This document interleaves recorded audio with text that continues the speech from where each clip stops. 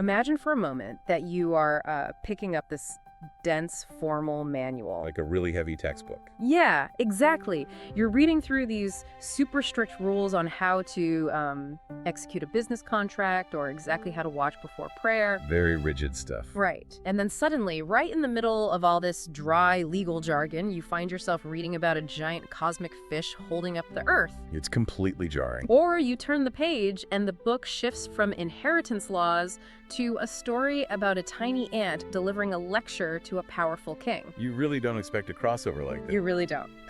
Welcome to today's exploration, everyone. Alhamdulillah, we have a fascinating stack of academic research today about a 10th century book that does exactly this. It's a text by a Persian scholar named al-Saduq. Right, and it has this incredibly literal title. It's called For He Who Has No Jurist Present. Which is basically a DIY guide to Islamic law for everyday people. Exactly.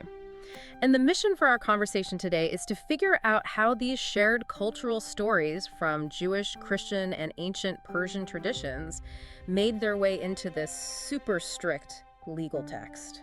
To really get why this happened, we have to look at where al-Saduq was living. 10th century Persia was essentially a massive melting pot. Just a totally vibrant place. Yeah, you had Muslims, Jews, Christians, and Zoroastrians all living as neighbors. They shared the same markets, the same cities. So they were naturally talking to each other. Constantly. The texts from that era show a living, breathing conversation between different faiths. Okay, so let's set the stage with this pocket guide. Because back in the day, everyday people couldn't just, Google a legal ruling. No, not at all. If you lived out in a provincial town, far away from a major city, you couldn't easily find a scholar to answer your daily questions. Right, you were kind of on your own. So al-Saduq wanted to make a practical, everyday rule book, something easy to carry and actually read. And to do that, it's actually pretty simple. To make it a usable pocket guide, he did something highly controversial. He cut out the receipts. He entirely cut out the receipts. In traditional scholarship, you always included the chain of transmission. Which is like this long, tedious list of names proving exactly where a story or a rule came from. Right, the bibliography.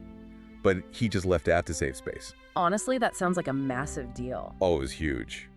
Critics from all sides immediately asked how anyone could trust a legal book if they couldn't verify the sources. How do you even defend that? If I'm reading a rule book, I want to know the author didn't just make it up. His defense was basically to say, this is between me and God. Wow. He told his readers that he was acting as a human filter. He promised he was only giving them the rules that he personally trusted and used himself. So he was putting his own reputation on the line. Exactly. Prioritizing everyday usability over academic proof. Which brings us to the most surprising part of the research, the crossover episodes. The stories. Yeah, amidst all these super dry rules about fasting and marriage, there are these amazing stories. Academics call these stories Israeliyat. Which sounds incredibly formal. It does, but in everyday terms, they were just shared Abrahamic stories. Like we mentioned, these communities were neighbors. So their ideas and moral tales naturally rubbed off on each other. Exactly. There's one specific example from the source that really stuck with me. It's the story of the 70-year Israelite worshiper. That's a profound one. So this man has worshipped rigorously for 70 straight years. And one day, he asks God to make a tree bear fruit for him. But the tree stays totally barren. Right. And his reaction is what gets me. He doesn't get angry at God. He looks at himself and basically says, if my worship was actually any good, this tree would have bloomed. He completely humbles himself. Yes. And then God reveals to him that this one fleeting moment of genuine humility was better than his entire 70 years of mechanical worship. I never thought about it that way, but it's such a universal lesson. It has deep roots in older Jewish teachings, too. It's just a beautiful story. And then there's another one involving Prophet Solomon and the ant. A classic. Picture Solomon traveling with his massive world-conquering army, and this tiny ant warns its colony to hide so they don't get crushed by Solomon's troops. And Solomon actually stops to ask the ant why it felt the need to issue that warning. And the ant's response is so bold, it basically warns the prophet not to be seduced by his own worldly power. An ant lecturing a king. Right. But the thing is, why put these stories in a law book? If I'm looking up a rule for a business contract, why do I need to read about a philosophical ant? Because dry laws need motivation. Okay, that makes sense. Think about it. A law tells you what you have to do, but it doesn't make you want to do it. These shared stories act as moral boosters. They give you the ethical push. Exactly. They give you the internal drive to actually want to follow the rules. Mashallah, it was a brilliant teaching method to combine strict law with storytelling. It really is, but the research points out that it wasn't just moral stories. The book also dives heavily into the supernatural. The unseen world. Yeah, angels, demons, the afterlife. And this is where the cross-cultural parallels get super obvious. Absolutely. Take the bridge over hell, for example. Right. The text describes this bridge that everyone has to cross after they die. If you're righteous, it's wide and easy to walk across. But if you're wicked, It shrinks, it gets sharper than a sword, and you fall. which sounds remarkably like the ancient Persian Zoroastrian belief of the Chinvap Bridge. It's functionally the exact same concept. It is, and the parallels don't stop there. The book talks about angels questioning people in the grave right after burial. Which the research links directly to Jewish traditions in the Talmud. And then there's the evil eye. Al-Saduq includes all these protective charms to ward off an envious gaze. Which was a huge deal in ancient Roman, Greek, and Near Eastern traditions. Everybody was worried about the evil eye. It was a shared human anxiety. But okay, we have to talk about the fish. The cosmic fish. Yes. Right in the middle of this legal manual, there's a description of the Earth being held up by a giant cosmic fish swimming in a primordial ocean. It sounds totally out of place to us today. Completely. Why put that in there? SubhanAllah, we have to remember, they didn't have modern telescopes. They couldn't just pull up a satellite image of the globe. So they used the myths they had. Exactly. They used the shared cultural language of the ancient Near East to try and explain the unseen universe.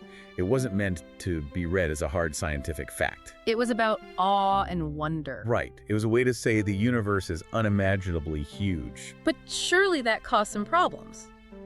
Which brings us to the critiques. I have to ask on behalf of the listener, did borrowing all these stories break the rules? That is the tough question. Because critics point out that some of these shared stories introduced outdated science, like the fish, or they made God sound a little too human. Yes, the anthropomorphism was a big concern for traditional scholars. We're just reporting what the critics and defenders say here, but it's a valid question.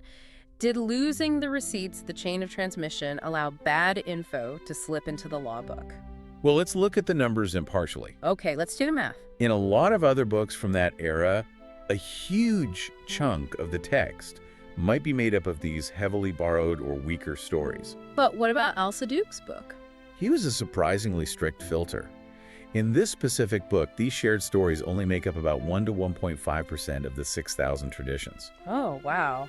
That's hardly anything. Exactly. While the critiques about source checking or scientific errors are entirely valid to discuss, the actual damage to this specific book is incredibly minimal. So it barely made a dent. Because he was laser focused on practical daily law. He kept the mythological stories on the sideline. He used them for flavor, not for the main course. He never let a cosmic fish dictate how you should write a marriage contract. That is a great way to put it. So, zooming out, what is the bigger picture for you, the listener? What does a 10th century DIY law book actually mean for us today? I think it shows that absolute cultural isolation just isn't how history works. We like to think these texts were written in a vacuum. But they weren't. Religion, law, and culture are always in a constant conversation. When you look at texts like this, you're seeing a living, breathing community. Trying to navigate their daily lives. Using all the tools, the rules, and the stories available to them in their specific time and place. It's a great reminder to always look at the intention behind a text. Sometimes a cosmic fish isn't a failed science lesson. It's just the 10th century way of saying the universe is vastly more complex than we can comprehend. Context is everything. It really is.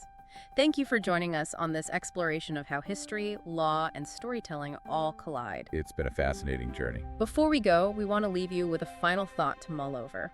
We spend so much time today trying to separate hard, dry facts from creative storytelling.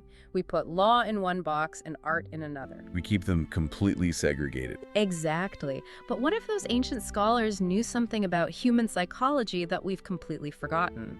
What if the only way to truly make a strict law stick isn't by threatening punishment, but by telling a story beautiful enough that people actually desire to do the right thing? Something to think about. Until next time.